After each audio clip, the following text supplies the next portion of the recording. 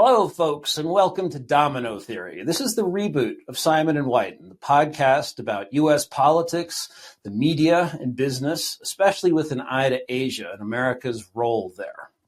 I'm Christian Whiton, joined as always by co-host Mark Simon. And on Domino Theory, we'll also be joined by guests who buck the conventional wisdom and offer insight you won't get elsewhere.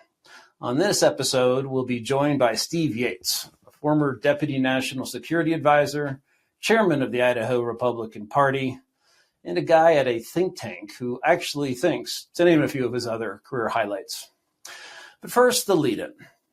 Let's talk about Kamala Ding Dong, Kamala Harris, the vice president of our great nation and the Democrat nominee for president. It's about 2 months until the election, and early voting begins soon and will pick up a lot of steam in just about a month. Last Thursday, Harris finally did something most presidential candidates do several times a week, sometimes multiple times a day. She gave an interview. This one went to CNN, the once respected news network turned Trump-deranged political tabloid. Harris's performance fit well with her campaign so far. The strategy there has been to say as little as possible of substance and hope that enthusiastic media support, lots of donor money, and even enough to dislike by some of Donald Trump's styles and policies and other things will push her over the finish line. I don't think the strategy is working. Furthermore, this campaign style, which is basically an updated version of keeping Joe Biden in his basement during the 2020 campaign, means she's missing the opportunity to sharpen up her policies and her talking points before she has to debate Trump sooner or later. And there is actually a debate scheduled, at least for now, for September 10th. Harris knows she's in trouble on two big issues, inflation and the border. On inflation, she's trying to blame the supermarkets for price gouging, which is a hoot for a notoriously low-margin business.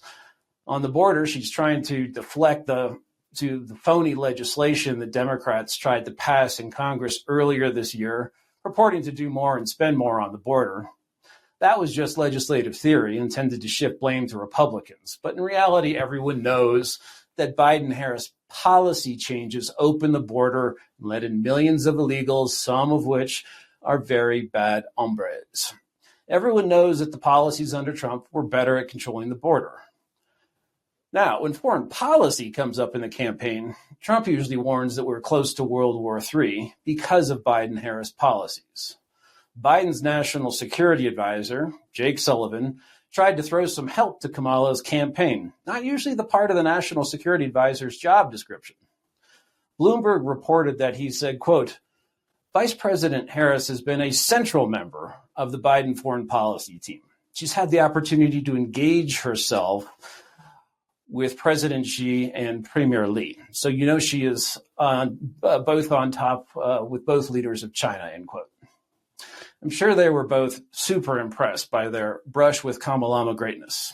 Interesting footnote, it turns out that Mark's imprisoned boss, dissident Jimmy Lai, is also known to both of those men. I wonder who scares them more.